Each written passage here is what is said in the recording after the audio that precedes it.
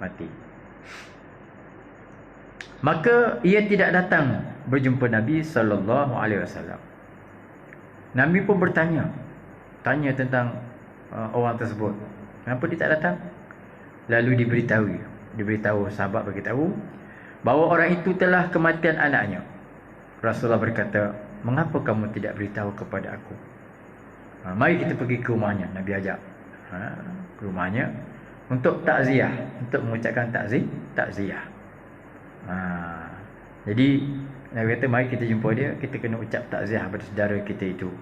Dan ketika Nabi SAW sampai di rumah orang itu, nampak sangat sedih, berduka citanya orang tersebut.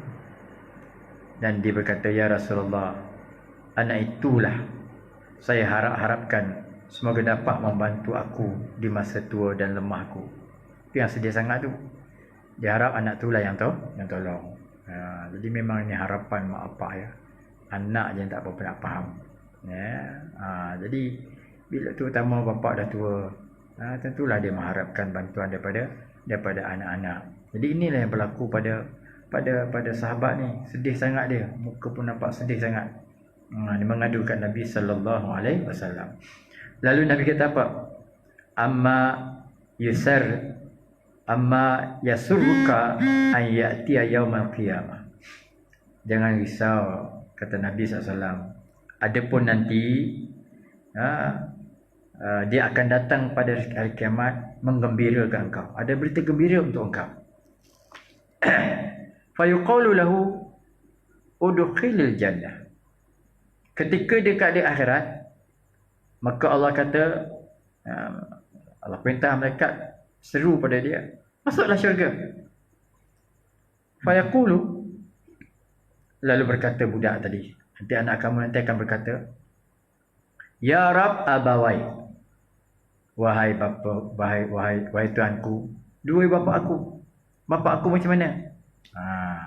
Fayaqulu lahu udkhulil jannah. Dan diperintah juga, orang kata masuk syurga. Salah samarat 3 kali. Masuk syurga. Masuk. Buat ada dia, tak nak dia masuk syurga. Fala yazalu yashfa'u. Dan tak berhenti dia kata, bapa aku macam mana? Aku nak masuk syurga, tapi bapa aku macam mana? Jadi budak tu akan tanya. Hatta yushaffi'ahu Allah Ta'ala, sehinggalah Allah terima dan Allah bagi terima dia untuk beri syafaat kepada bapaknya. Wa yudkhilakum al-jannata jami'a, dan Allah masukkan semuanya ke dalam syurga. Ini artinya kelebihan orang yang mati, yang kematian anak waktu kecil. Dia tak kira kecil macam mana pun, kalau anak tu soleh, biasanya di bawah umur lah kan. Sebab bawah umur ni dia tak kira dosa lagi. Jadi dia akan boleh memberi syafaat kepada ibu bapanya. Jadi sahabat ni yang sedih sangat, sebab itulah anak harapan dia. Tapi Nabi kata jangan risau, ada berita gembira untuk engkau. Bila? Pada hari kiamat nanti, anak tu akan memberi syafaat kepada orang tuanya. Maka hilanglah rasa duka cita daripada orang tua itu. Bila Nabi dah sebut itu, maka hilanglah rasa duka cita dia. Jadi dari ketengah ini dapatlah kita faham bahawa sunat dituntut kita mengucapkan takziah apabila ada rakan-rakan kita, kawan-kawan kita yang ditimpa dengan musibah. Abu Lais meriwayatkan, jadi Abu Lais meriwayatkan dengan sanadnya daripada Al-Hasan Al-Basri berkata, Nabi Musa AS bertanya kepada Tuhan, "Ya Allah, apakah pahala orang yang menziarah orang sakit?" Ini Nabi Musa tanya pada Tuhan. Jawabnya, Allah jawab, "Saya keluarkan ia daripada dosa-dosanya bagaikan bayi baru lahir daripada perut ibunya." Maka Allah jawab, siapa yang ziarah orang sakit, tadi kelebihan mengucap takziah, tentulah bila kita ucap takziah, tentulah kita mendahulukan dengan ziarah orang sakit. Musa tanya pada Allah, Allah kata Allah habiskan dosanya macam bayi baru lahir. Kemudian Musa tanya lagi, "Wahai Tuhan, apakah pahala orang yang mengantar jenazah?" Macam mana pula kalau orang pergi hantar jenazah? Maka jawab Allah, aku kirimkan malaikat untuk menghantarkan ia ketika bangkit daripada kubur dengan membawa panji-panji ke mahsyar. Orang yang ziarah jenazah nanti bila nak bangkit daripada kuburnya, tentulah kiamat. Ya, ditiup sangkakala pertama kiamat. Ditiup sangkakala kedua dibangkitkan manusia daripada kubur. Tapi orang yang rajin ziarah orang jenazah ni akan datang malaikat sambut dia, tunggu dia, bawa panji-panji, bawa bendera, diarak ke padang mahsyar. Ini kelebihan orang yang ziarah jenazah. Tapi tuan-tuan ni, itu jenazah yang normal ya. Kita tengok ya, yang kena COVID ni, tak boleh kita ziarah ya. Dekat pun boleh menyebabkan wabak tersebar. Masya-Allah tuan-tuan. Itulah kekuasaan Allah Subhanahu Wa Taala. Itu pun musibah juga yang kita kena redha. Kemudian Musa tanya, wahai Tuhan, apakah pahala orang yang pergi takziah menghiburkan orang yang kena musibah? Yang Musa tanya lagi, kalau kita ucap takziah apa pahala dia? Maka jawab Allah, aku naungi ia di bawah naungan. Di saat tidak ada naungan kecuali naunganku. Itu maksud dalam orang yang mendapat naungan Allah Subhanahu Wa Taala. Kita baca hadis ada 7 golongan yang tidak dapat naungan melainkan pada hari yang tidak ada naungan melainkan naungan Allah Taala. Jadi ada 7 perkara kan. Imam yang adil, lelaki yang bergantung hati ke masjid, yang zikir sesedi, mengalir air mata dia. Dia uji yang perempuan, dia takut pada Tuhan. Ada lagi. Jadi di sini ditambah lagi di dalam hadis ni, orang yang pergi ucap takziah itu juga mendapat naungan Allah Subhanahu Wa Taala. Pada hari akhirat nanti orang panas, dia tak panas. Orang haus, dia tak haus. Ini naungan Allah Subhanahu Wa Taala. Dan Aban bin Saleh daripada Umar, daripada Anas bin Malik radhiyallahu anhu berkata, Nabi sallallahu alaihi wasallam bersabda, man tajarra'a abdun qattu jur'ataini ahabbu ila Allah min jur'atin ghadabin raddaha bihulmi. Wa jur'ati musibatin yasbiru rajulu 'alaiha. Tidak ada tegukan seorang hamba yang menegur 2 tegukan melainkan yang dikasihi oleh Allah. Tidak ada tegukan, 2 tegukan yang lebih Allah sayang daripada tegukan menelan kemarahan dan diganti dengan kesabaran, dengan sifat sopan. Tahan marah, itulah satu penelanan yang menelan yang disukai oleh Allah Subhanahu Wa Taala. Yang kedua, wajur ati musibatin, menelan ke musibah. Menelan musibah yasbir rajulu 'alaiha, yang ditahan, yang disabarkan oleh seorang lelaki. Dia dapat musibah, dia sabar. 2 benda ni, menelan marah, menahan kemarahan dan menahan musibah, sabar menghadapi musibah. Ini ialah di antara yang disukai oleh Allah SWT. Kemudian Nabi kata apa lagi? Wala qatratani, tak ada titisan, 2 titisan ahabbu ilallah, yang paling disayangi Allah, min qutrati damin fi sabilillah. Pertama ialah titisan darah pada jalan Allah. Wa qutrati damin fi sawadil lail. Yang kedua ialah titisan air mata pada malam yang gelap, di tengah-tengah kegelapan malam. Wa huwa sajidun, dan dia sujud. La yarahu illallah, dan tidak melihat apa yang dilakukan itu melainkan Allah yang melihat. Jadi bab titik pula ada 2 titik yang Allah sayang.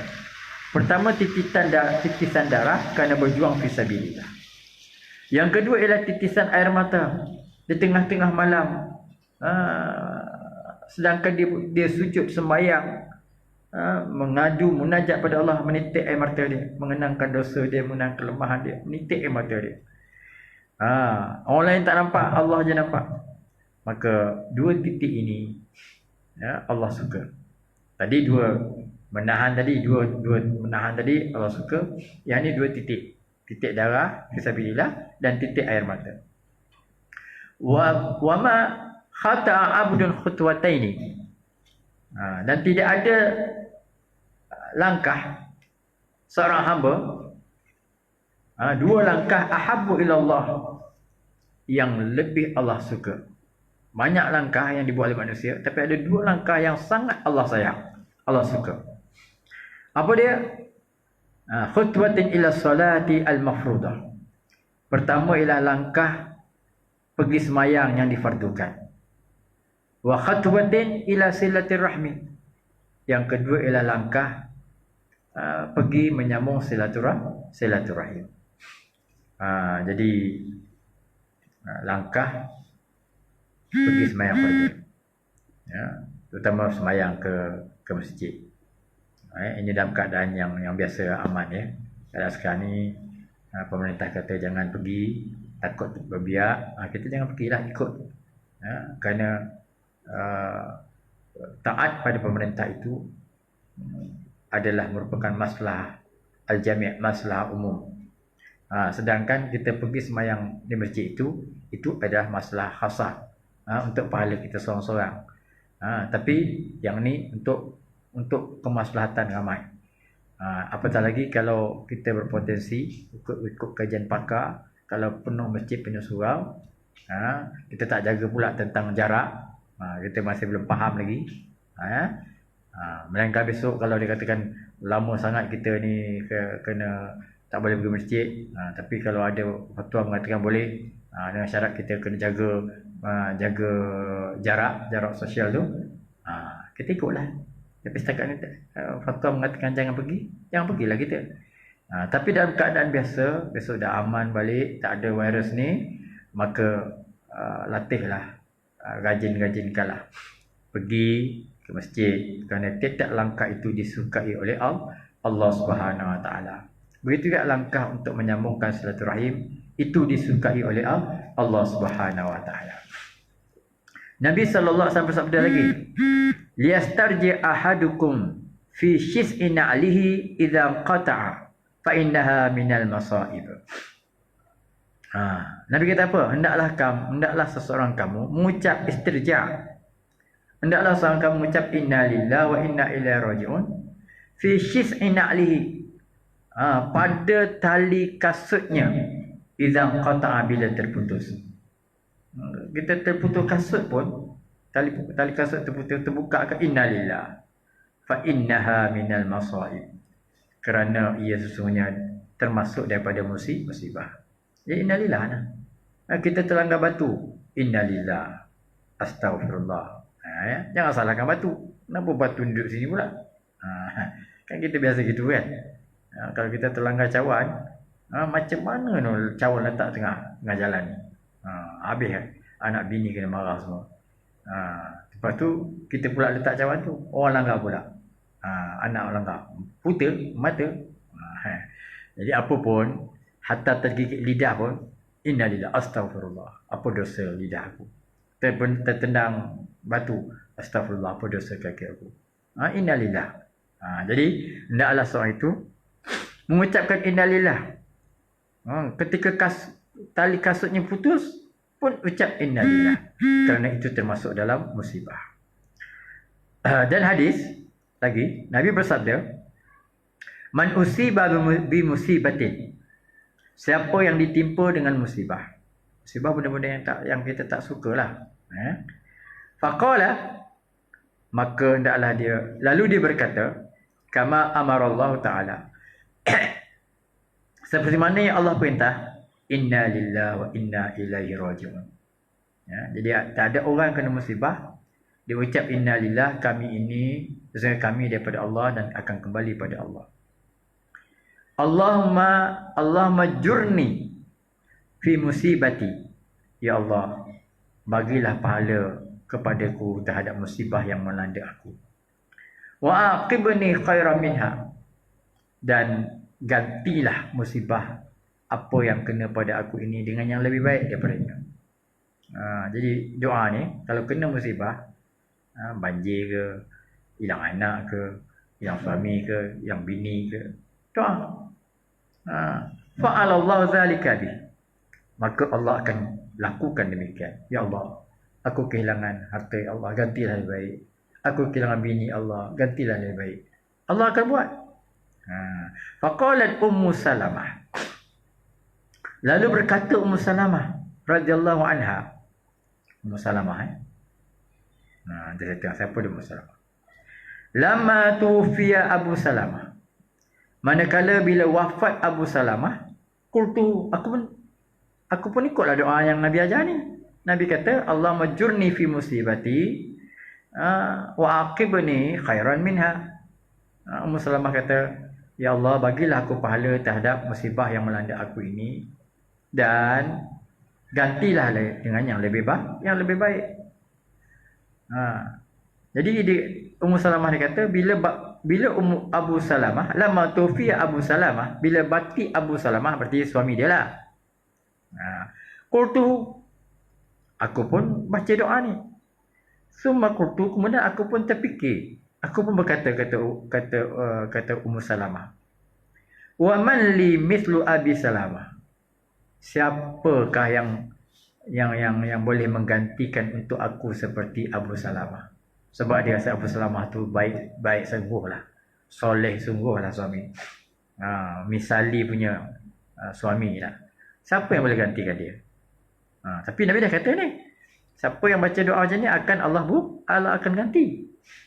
Fa'aqabahallahu ta'ala, rupanya Allah gantikan Abu Salamah, suami dia yang meninggal tadi itu, bi rasulihi sallallahu alaihi wasallam. Allah gantikan dengan Rasul sallallahu alaihi wasallam. Fatazawwajaha, lalu Nabi pun mengahwini Ummu Salamah.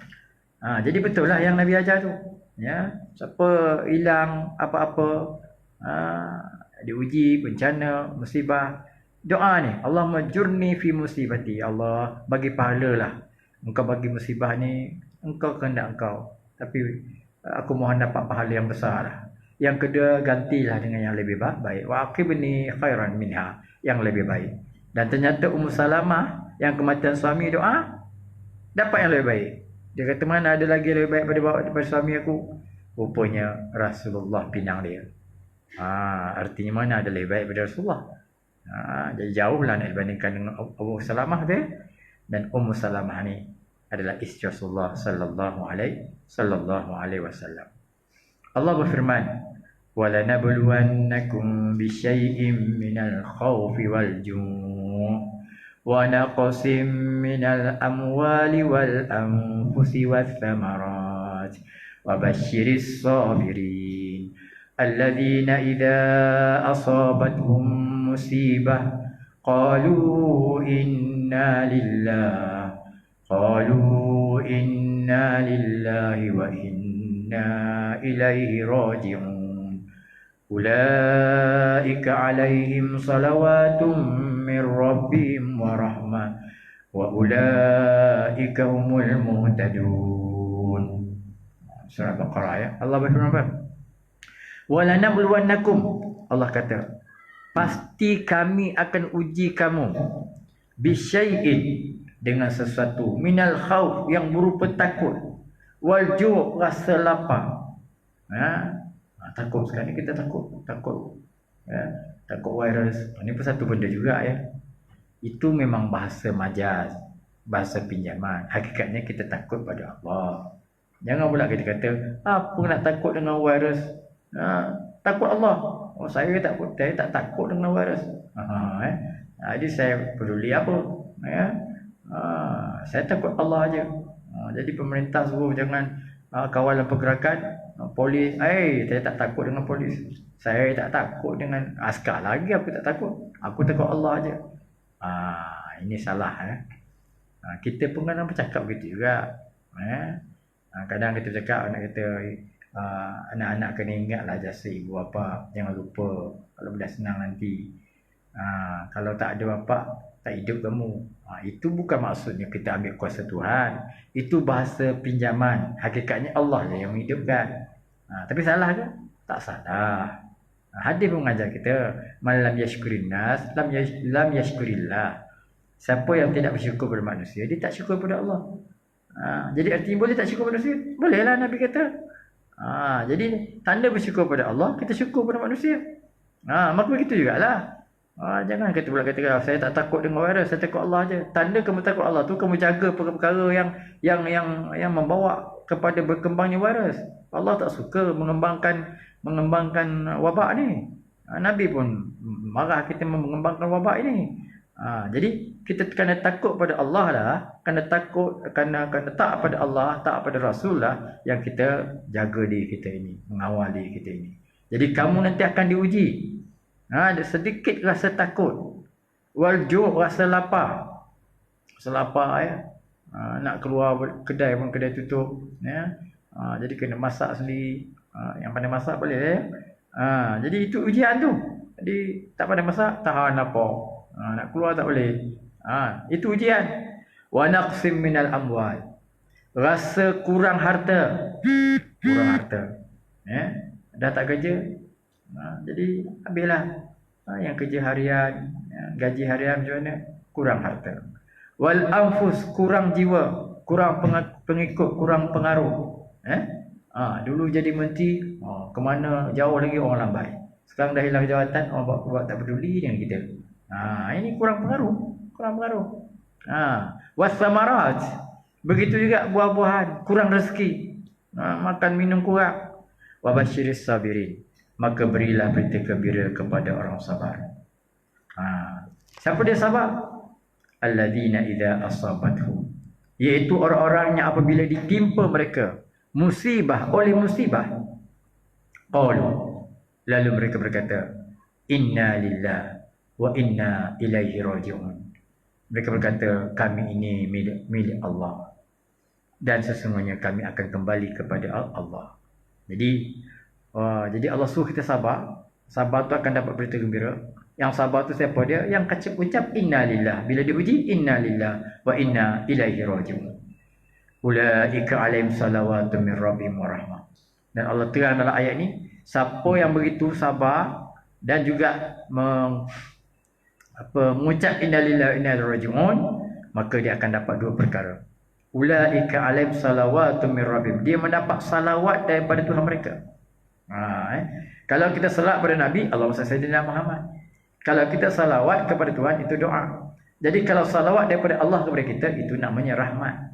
Segala nikmat, segala rahmat, kasih sayang Tuhan, itu namanya mendapat salawat daripada Tuhan, mendapat rahmat daripada Tuhan.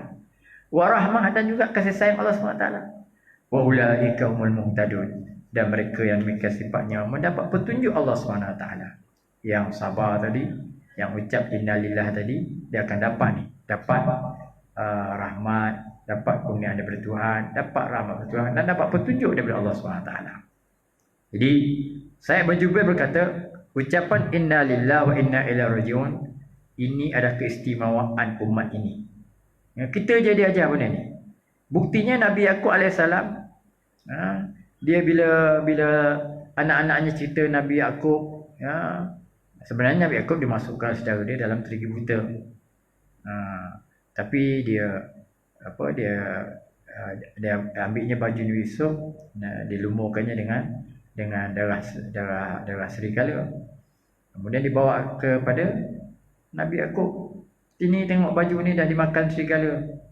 Dia kata Yusuf telah dimakan oleh serigala. Tapi Yaqub tak baca, Yaqub tak ucap innalillah, sebab ucapan innalillah ni khusus pada kita aja. Yang dibaca ialah ya safa ala Yusuf.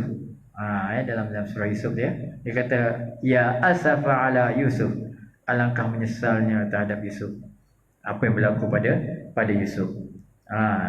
Kalaulah lafaz innalillah wa inna ilaihi raji'un ni ada pada zaman sebelum Nabi Muhammad SAW, tentu Nabi Allah Yaqub akan ucap innalillah. Tapi ternyata tidak. Ini menunjukkan ucapan inna lillahi wa inna ilaihi raji'un ini hanya dikhususkan kepada umat Muhammad sallallahu alaihi wasallam. Dan juga Sa'id Al-Musayyab daripada Umar bin Al-Khattab radhiyallahu berkata, sungguh baik dua serangkai dan alangkah baiknya tambahannya. Dua serangkai itu ialah salawat dan rahmat. Maksudnya dua dia sebut dalam ayat ni yang kita baca tadi, di mana siapa yang ucap nalilah ni, sabar ni, dia akan dapat dua salawat daripada Tuhan dan rahmat daripada Allah SWT. Ini tambahan ni. Dan selain pada dua pula ada tambahan lagi, dapat hidayat. Ulaika muhtadun. Ini kelebihan orang yang sabar, orang yang redai, orang yang mengucapkan inna lillahi wa inna ilaihi raji'un. Nabi Muhammad sallallahu alaihi wasallam ketika kematian puteranya Ibrahim, menangis Nabi sallallahu alaihi wasallam dan bercucuranlah air matanya. Maka ditegur oleh Abdurrahman, sahabat Nabi, ya Rasulullah, tidakkah engkau telah melarang menangis? Nabi sebelum kata tak boleh niyahah. Apa dia niyahah nanti kita terang. Apa dia niyahah? Jadi sahabat menganggap niyahah tu menangis. Maka jawab Nabi, tidak. Nabi kata, tetapi saya larang ialah merintih dan niyahah tadi. Menangis Nabi tak larang, kata Nabi. Dah kalau kematian isteri, kematian anak, mau tak nangis? Keluar air mata tu sendiri, itu tak salah. Yang salah tu niyahah. Niyahah tu apa dia? Merintih, mengeluh macam orang India. India kalau mati, cakar-cakar muka dia. Kalau orang Cina saja pula dia upah orang buat-buat nangis. Jadi Islam tak suka gitu mencakar-cakar, menyesal-nyesal, dia koyak-koyak baju. Itu tak boleh. Ini yang Nabi larang. Iaitu merobek baju, mencakar muka, merintih dengan rintihan syaitan. Ini tak boleh ketika berlakunya musibah. Tetapi kata Nabi, air mata yang turun ini itu adalah merupakan rahmatnya Allah letak dalam hati hamba-hambanya yang berbelas kasihan. Semua orang ada sifat ni. Jadi kita tak boleh nafikan. Kalau tak ada sifat ni, anak mati relax je dia, bini mati relax tak ada rasa sedih langsung, itu tandanya orang tu tak ada sifat rahmah dalam jiwa dia. Jadi tak salah orang mengucapkan menitiskan air mata kerana kehilangan orang disayang. Yang salah ialah kita meronta-ronta, apa ini istilahnya, dan bahasanya niyahah, itu yang salah. Okey, satu lagi hadis. Al-Hasan Al-Basri berkata, ini bukan hadis, Hasan Al-Basri berkata, innallaha rafa'ankumul khata'a wa nisyan. Sesungguhnya Allah angkat daripada kamu kesilapan dan lupa. Wa ma ukrihtum alaihi, dan apa yang dipaksakan ke atas kamu. Wa ma la tutiqun, dan apa yang kamu tak mampu. Ini ada perkara yang Allah tak kira. Kalau kita buat silap kerana tersalah, kita makan bulan Ramadan kerana tersilap, ataupun nisyan, lupa, ataupun kita dipaksa, orang paksa kita bukan redha pun tapi dipaksa, ataupun kita tak mampu, maka Allah angkat. Tak mampu nak puasa, menyebabkan kita buka puasa, Allah angkat itu sebagai kemudahan. Kemudian Allah kata, apa lagi kata Hasan Basri, wa uhilla lakum fi halid darurah asya'a mimma harrama alaikum. Allah halalkan buat kamu dalam keadaan darurat apa yang Allah haramkan atas kamu. Asalnya makan daging bangkai itu haram, tapi tiba-tiba tak ada benda nak makan dah, sehingga kita tak boleh bangkit dah. Kalau tak makan mati kita. Makan benda haram pun tak apa, untuk menyelamatkan nyawa. Jadi Allah halalkan. Wa ataakum khamsan, dan Allah bagi kamu 5 perkara. Ataakum dunya fadlan, Allah beri kamu dunia sebagai kurniaan dia. Wa sa'alakumuha qardan, kemudian Allah minta kepada kamu sebagai pinjaman. Bukan berarti Allah pinjam pada kita. Maksudnya ialah man dzalla yuqrizullah qardan hasana. Siapa yang meminjamkan kepada Allah dengan pinjaman yang baik, dengan derma, sedekah, infak, wakaf, fa yudha'if lahu ajran. Allah bagi balasan yang lebih. Jadi bila Allah kurniakan dunia kepada kita, kemudian Allah minta kita supaya korban. Bukan untuk Allah, untuk kita, tapi Allah gunakan bahasa pinjaman. Allah pinjam pada kita. Fama a'taitumuhu minha tayyibatan biha anfusakum. Siapa yang bagikan apa yang harta pada dia, dibagikan kepada orang, pinjamkan kepada jalan Allah dengan rela hati dia, ja'ala lakumut tadha'ifa. Allah akan gandakan min asyratin ila sab'imi'ah, daripada Allah sekurang-kurangnya Allah gandakan 10 kali ganda, hingga 700 kali ganda, ila ma la yusihi ghairu, sehingga tidak terhitung. Allah bagi masul habatin, macam orang Allah kata macam satu biji benih menumbuhkan 7 dahan, setiap dahan 100 hasil, sehingga kita belanjakan ya Allah, Allah gandakan 700 pahala dia, ataupun sehingga tidak dapat dihitung, iaitu syurga Allah SWT. Ini yang pertama. Wasani, yang kedua, ukhidha minkum karhan fahtasabtum. Allah ambil daripada kita, ambil kekayaan kita, ke dunia, ke bini kita, harta anak kita, Allah ambil. Fahtasabtum, tapi kamu tahan. Wasabartum, dan kamu sabar. Thumma ja'ala lakum bis salata warahmah. Kemudian Allah jadikan kepada kamu, Allah bagi kepada kamu salat, salawat dan rahmat. Salawat tadi nikmat, dan rahmat Tuhan. Liqaulihi ta'ala, kerana firman Allah Ta'ala, ulaika alaihim salawatun min rabbihim wa rahmah. Dalam menterjemahkan ayat tadi, mereka lah orang mendapat salawat berita mereka dan dapat rahmat. Ini yang kedua. Wasalis, yang ketiga, la in syakartum la azidannakum. Kalau kamu bersyukur, Allah tambah. Jadi Allah bagi nikmat, alhamdulillah, taat pada dia, Allah tambah. Tapi wala in kafartum inna azabi lasyadid. Kalau kita kufur, mengeluh sana mengeluh sini, tak ada syukur dengan Tuhan, maka Allah akan azab, aku akan dahsyat, kata Allah SWT. Ini yang ketiga. Warabi', yang keempat, law sa'a musii'ukum hatta tablugha dhunubuhu al-kufra thumma taba fa innahu yatubu alaihi wa yuhibbuhu. Yang keempat, kalau seorang itu buat benda jahat, benda buruk, sehingga sampailah dosanya sampai ke tahap kufur, banyak dosa itu sampai tahap kufur, thumma taba, tapi kemudian dia bertaubat, fa innahu yatubu alaihi, Allah terima taubat dia, wa yuhibbu, Allah sayang kat dia. Haitsu qala, kerana Allah berfirman, innallaha yuhibbut tawwabin wa yuhibbul mutatahhirin. Sesungguhnya Allah suka orang bertaubat, dan Allah suka orang yang menyucikan diri. Jadi ini kelima. Yang keempat. Yang kelima, law a'ta Jibril wa Mikail ma a'taakum laqad kana ajzal lahuma faqala ud'uni astajib lakum. Yang kelima ni, kalaulah Jibril dan Mikail dibagi seperti apa yang diberi kepada kamu, nescaya Jibril dan Mikail akan bersyukur banyak-banyak. Apa dia? Yang dia bagi pada kita, tak kasih pada dia orang, tak kasih pada Jibril dan Mikail, iaitu Allah kata pada kita, ud'uni astajib lakum. Doalah pada aku akan perkenankan segala permohonan kamu. Jadi banyak perkara tadi yang berkaitan dengan musibah, sabar, syukur, taubat kepada Allah SWT. Jadi kita amalkan beberapa perkara ini untuk dalam menghadapi ujian-ujian, musibah, wabak yang sedang melanda kita ini. Jangan sedikit kita keluh kesah, jangan sedikit kita menyalahkan orang, ya. Jadi ada juga kawan-kawan kita, tabligh, kenapa salahkan kami?